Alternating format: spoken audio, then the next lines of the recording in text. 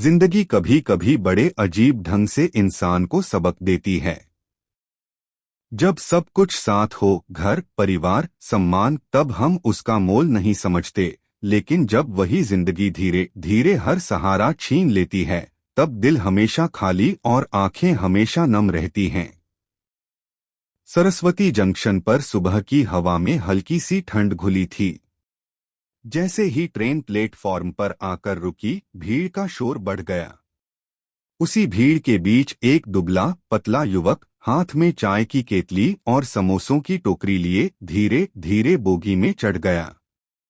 यह था आरव, वही आरव जो कभी मेरापुर शहर के सबसे प्रतिष्ठित व्यापारियों के बेटे के रूप में जाना जाता था। आज उसकी चाल में थकान थी, आंखों में खोखली वीरानी और चेहरा जैसे कई रातों की बेचैन नींद की कहानी कह रहा था। लेकिन आवाज वही थी, साफ, स्थिर और मजबूती से भरी। चाय समोसा गरम। चाय समोसा। बोगी में बैठे मुसाफिर उसके लिए सब अनजान थे। कोई उस पर नजर भी नहीं डालता, कोई दो समोसे ले लेता और बिना देखे पैसे आगे बढ़ा देता। कुछ लोग ऐसे भी थे जो हल्की सी नजर डालकर मुंह फेर लेते, जैसे गरीबी भी एक बीमारी हो। मगर आरव चुप था। उसे आदत हो चुकी थी इन निगाहों की।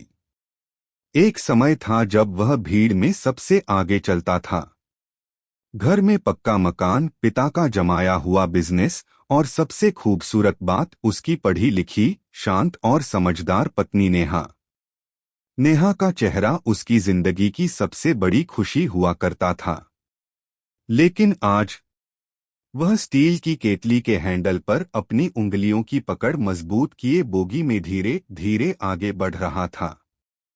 हर बर्थ पर जाकर वह आवाज लगाता, चाय समोसा गरम। और हर आवाज जैसे उसके दिल पर एक बार पुनः वही पुराना घाव खोले देती। बोगी लगभग पार हो चुकी थी कि उसकी निगाह एक लड़की पर पड़ी।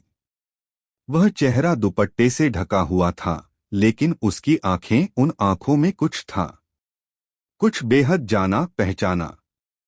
वही गहराई, वही भरोसा, वही टूटता हुआ मौन। आरव कुछ पल ठिठक गया, लेकिन फिर आगे बढ़ गया। शायद यह उसका वहम हो। आखिर नेहा तो उसके जीवन से 6 साल पहले चली गई थी। लेकिन लड़की की आंखें उसे देर तक देखती रहीं। एक अजीब सी बेचैनी उसके मन में उठी। उसने मन समझाया, छोड़ो, कोई मुसाफिर होगा। बोगी के अंत तक पहुंचते पहुंचते उसके पास अभी भी कुछ चाय और समोसे बच गए थे। उसने दूसरी बोगी की तरफ कदम बढ़ाया। पर तभी उसे आभास हुआ, वही लड़की उसके पीछे चल रही थी। पहले उसने अनदेखा किया, मगर कदमों की आवाज उसी दूरी पर बनी रही, ना आगे ना पीछे। जब दोनों बोगियों के बीच का खाली हिस्सा आया, उसने खुद को रोक लिया। दिल में एक अजीब सी घबराहट थी। वह मुड़ा और लड़की की आंखों में सीधे देखते हुए बोला, मैडम माफ कीजिए, पर आप मेरा पीछा क्यों कर रही हैं? मैंने आपसे कुछ। लड़की चुप रही। हवा ठहर सी गई। फिर उसके हाथ धीरे धीरे दुपट्टे की तरफ बढ़े। उंगलियां कांप रही थीं। और अगले ही पल दुपट्टा नीचे गिरा। आरव के हाथ से समोसों की टोकरी छूटकर जमीन पर बिखर गई। सामने खड़ी थी नेहा। 6 साल पहले जिसे उसने बिना एक शब्द सुने, बिना सत्य जाने, एक झूठे शक के आधार पर अपने घर से निकाल दिया था। 6 साल जिसके हर दिन वह पछतावे की आग में जलता रहा। आरव का चेहरा पल भर में सफेद पड़ गया, जैसे उसके भीतर का सारा खून सूख गया हो। आवाज गले में अटक गई। आंखें भीगने लगीं। और अगले ही क्षण वह वहीं उसके पैरों में गिर पड़ा। नेहा, नेहा प्लीज मुझे माफ कर दो। मैंने बहुत बड़ी गलती की। मैंने सब खो दिया। सब। नेहा खामोश खड़ी रही। न गुस्सा था, न ताज्जुब, बस एक खाली मुस्कान। जैसे कोई इंसान अपनी सारी पीड़ा रोकर, चिल्लाकर, सहकर अंत में बस थक चुका हो। यह थी आरव और नेहा की कहानी का फिर से खुलता पहला पन्ना। बोगियों के बीच की उस तंग सी जगह में, जहां अक्सर लोग सिर्फ गुजरते भर हैं, आज दो जिंदगियां ठहर गई थीं। आरव अब भी नेहा के पैरों में झुका हुआ था। उसके कंधे कांप रहे थे और सांसें टूटी हुई थीं। 6 साल की कड़वाहट, शर्म, पछतावा सब एक साथ बह रहा था। लेकिन नेहा, वह अब भी चुप थी। उसकी आंखों में न गुस्सा था, न कोई शिकायत, बस एक लंबा, थका हुआ मौन। कुछ क्षण बाद नेहा धीमे से बोली, उठो आरव, लोग देख रहे हैं। और मैं अब किसी तमाशे का हिस्सा नहीं बनना चाहती। उसने यह बात बिना किसी कठोरता के कही, फिर भी आरव को लगा जैसे किसी ने भीतर गहरे चुभती हुई सच्चाई रख दी हो। वह धीरे धीरे खड़ा हुआ, पर उसकी आंखें अब भी जमीन पर गड़ी थीं। नेहा उसे कुछ पल तक देखती रही, उसी आरव को जिसने कभी उसे बिना देखे, बिना सुने, बस एक शक के कारण घर से निकाल दिया था। आखिरकार उसने वह सवाल पूछा जो उसके दिल में 6 साल से जल रहा था। एक धीमी मगर बेहद साफ आवाज में, आज क्यों आरव? आज इतने सालों बाद तुम मुझे देखकर ऐसे टूट क्यों गए?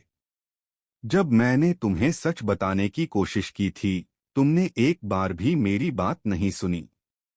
आज जब सब खत्म हो चुका है, तब क्यों? आरव की आंखें पिघलकर बाहर आ चुकी थीं। वह जानता था कि आज उसका कोई भी बहाना छोटा पड़ेगा। फिर भी उसने हिम्मत जुटाई। उसने सिर उठाया।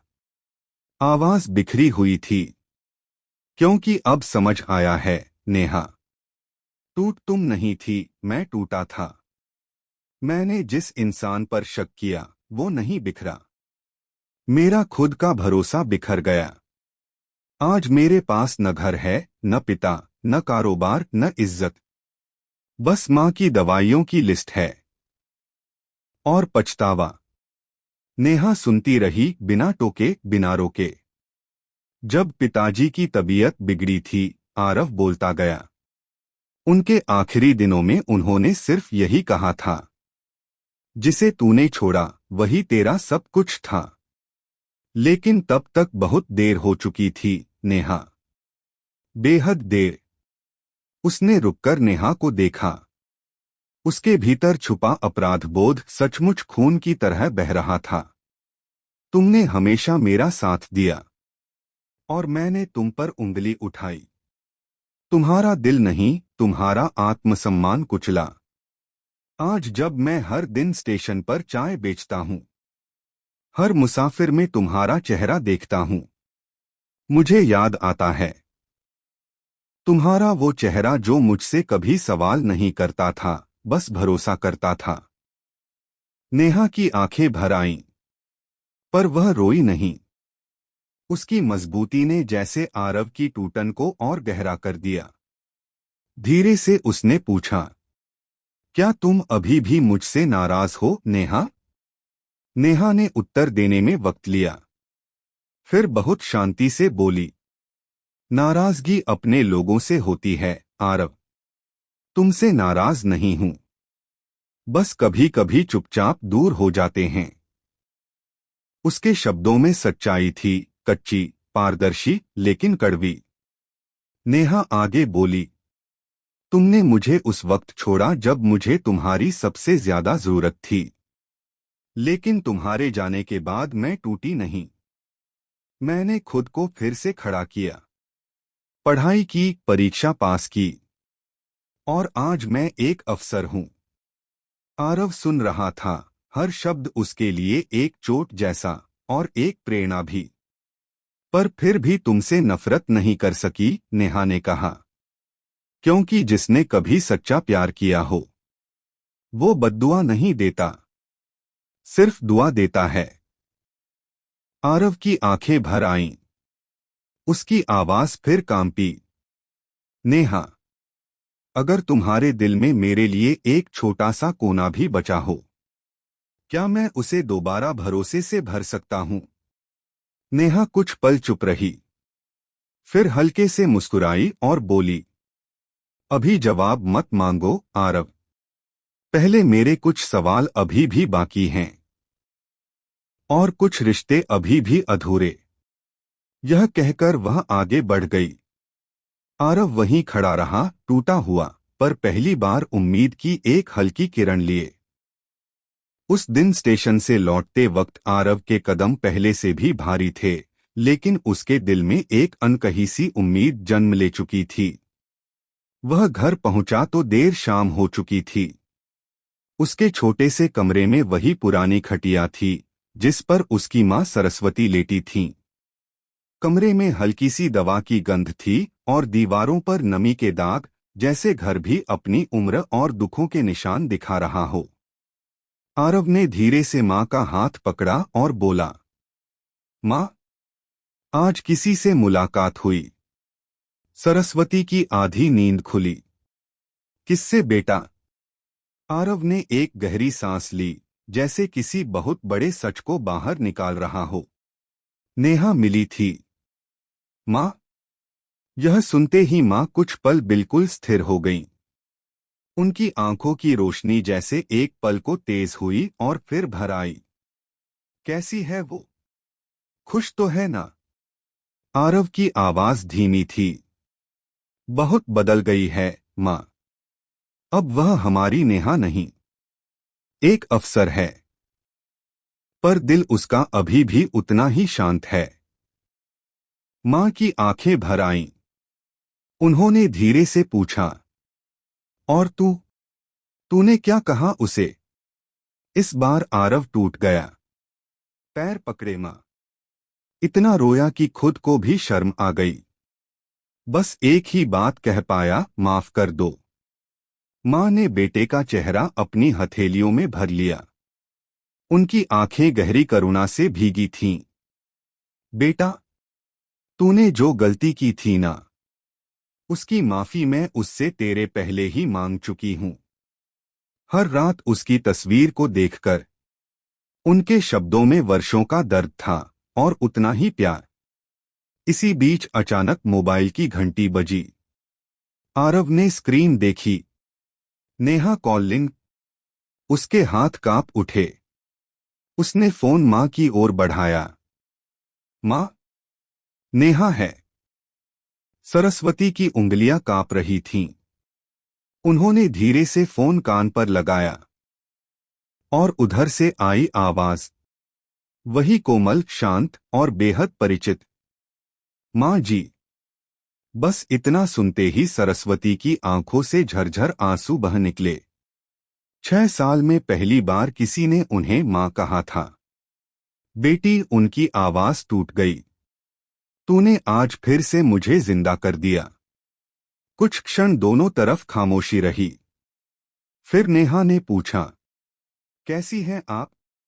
सरस्वती धीरे से बोली, तेरे बिना जैसे मंदिर बिना दीपक हो जाता है। बस जलता तो है, पर रोशनी नहीं होती।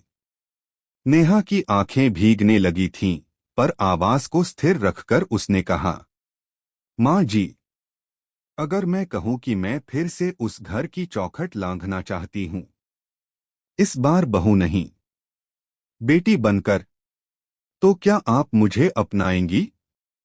सरस्वती की रुलाई अचानक फूट पड़ी। इतने सालों के पछतावे, अकेलेपन और इंतजार की गांठें खुल गईं। बेटी, इस बार तू लौटेगी तो सिर्फ बहू नहीं, मेरी आंखों की रोशनी बनकर लौटेगी। जा, बस लौट आ। मेरा घर फिर से घर बन जाएगा।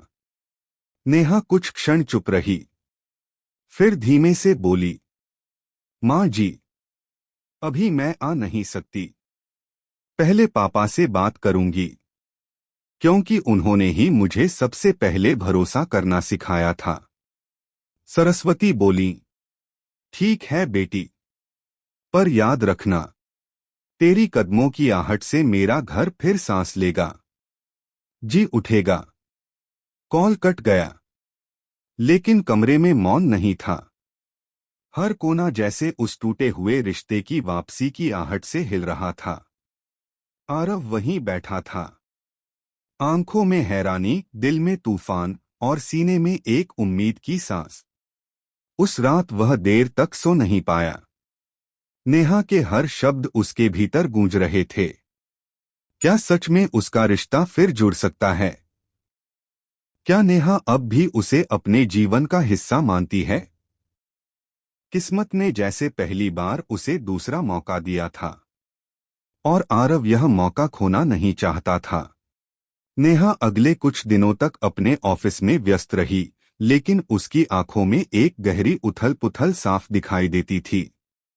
वर्षों बाद उसका अतीत एक बार फिर उसके दरवाजे पर आ खड़ा हुआ था, पर इस बार वह टूटा नहीं, बल्कि बदला हुआ था। उसने अपने पिता को फोन किया।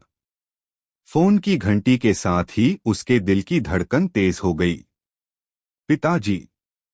हाँ बेटी, सब ठीक है ना? नेहा ने हिम्मत जुटाई। पापा, अगर मैं फिर से आरव से रिश्ता जोड़ना चाहूं, तो क्या आप मुझे आशीर्वाद देंगे? कुछ क्षण तक फोन की दूसरी तरफ गहरी चुप्पी रही। नेहा को लगा शायद वह नाराज हो जाएंगे। फिर पिता की आवाज आई। बेटा, जिस दिन तूने तलाक लिया था, उस दिन मैंने एक बार भी तुझसे क्यों नहीं पूछा, क्योंकि मुझे तेरे फैसले पर भरोसा था। और आज, अगर तू वही रिश्ता जोड़ना चाहती है, तो मुझे यकीन है तू कोई गलती नहीं करेगी। नेहा की आंखों में आंसू आ गए। बस पिता के यही शब्द सुनना जरूरी था। अब उसके मन से आखिरी डर भी मिट चुका था। धन्यवाद पापा, आपने मेरा दिल हल्का कर दिया।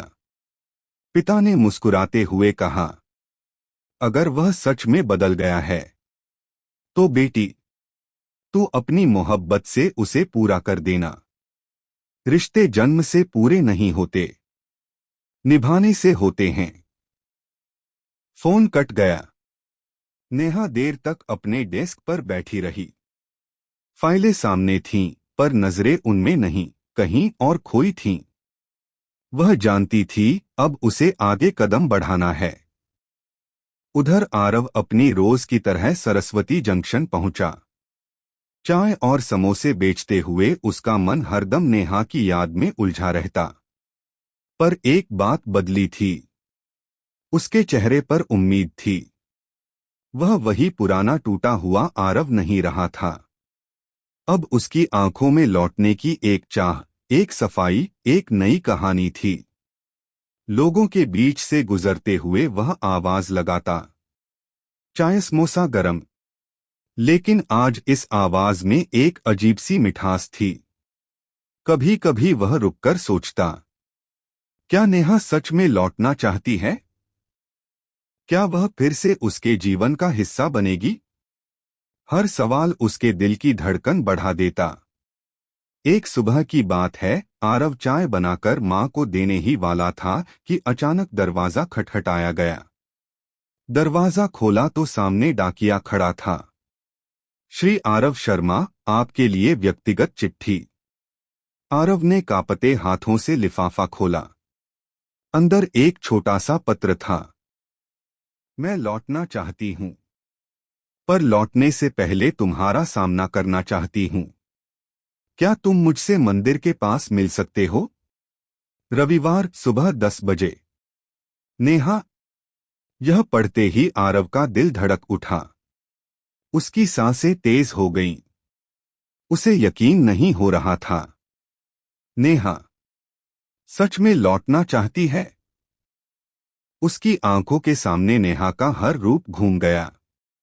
वह जो कभी शांत थी, मजबूत थी, भरोसेमंद थी, और वह जो 6 साल बाद फिर से उसके सामने खड़ी होकर पुराने घावों को शांत कर गई थी। मां ने पूछा, क्या हुआ बेटा? आरव ने मुस्कुराते हुए पत्र उनके हाथ में रखा। सरस्वती चश्मा लगाकर पढ़ते पढ़ते रो पड़ी।